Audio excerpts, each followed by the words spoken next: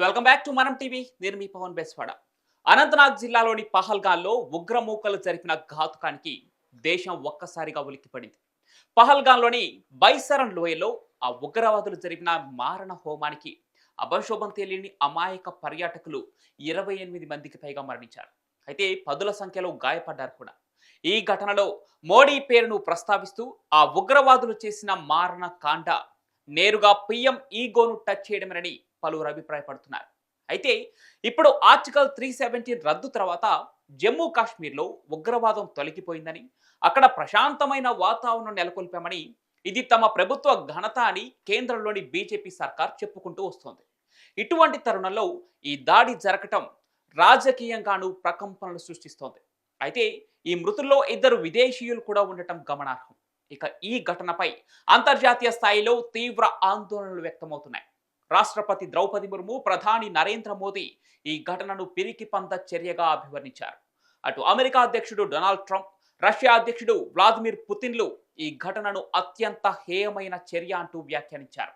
అయితే ఉగ్రమూకలు జరిపిన ఈ దాడిపై ప్రధాని మోదీ ఏ నిర్ణయం తీసుకుంటారనేది ఇప్పుడు సర్వత్రా ఉత్కంఠ రేపుతోంది. అతి త్వరలోనే ప్రధాని మోదీ సంచలన నిర్ణయం తీసుకుంటారని భద్రతా బలగాలతో పాటుగా దేశ ప్రజలు ఆశాభావం వ్యక్తం చేస్తున్నారు. అయితే గతంలో కూడా 2016లో భారత సైనిక స్థావరంపై ఉగ్రమూకలు దాడి చేశారు. 19 మంది సైనికులు మృత్యువాత పడ్డారు. ఆ ఘటనకు ప్రతీకారంగా ప్రధాని మోదీ పాకిస్తాన్లోని ఉగ్రవాద స్థావరాలపై సర్జికల్ స్ట్రైక్ ను ప్రకటించారు. అదే ఉరి సర్జికల్ స్ట్రైక్ 2016లో పాక్ ఆక్రమిత కాశ్మీర్లో భారత సైన్యం చేసిన ఒక సాహసమైన సైనిక చర్య.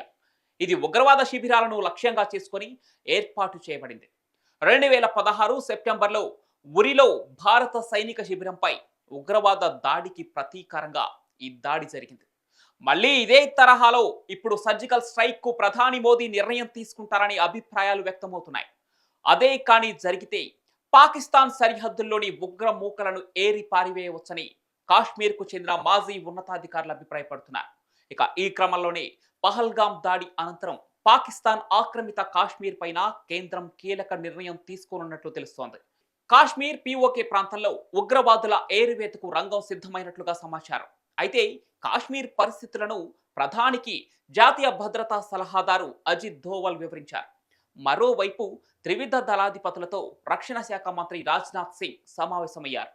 ఈ నేపథ్యంలోనే అటు ఎల్ఓసి, కాశ్మీర్ అంతర్గత ప్రాంతాల్లో సైనిక బలగాలు అప్రమత్తమయ్యాయి.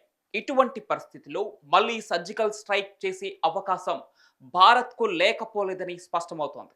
ఇక ఈ మారణకాండకు నరేంద్ర మోడీ సర్కార్ ఎలా బదులివ్వబోతున్నదనేది ఉత్కంఠగా మారింది. గతంలో మాదిరిగా మరోసారి సర్జికల్ స్ట్రైక్ చేసి ప్రతీకారం తీర్చుకోబోతోందా ఇండియా అనే అభిప్రాయాలు వ్యక్తమవుతున్నాయి.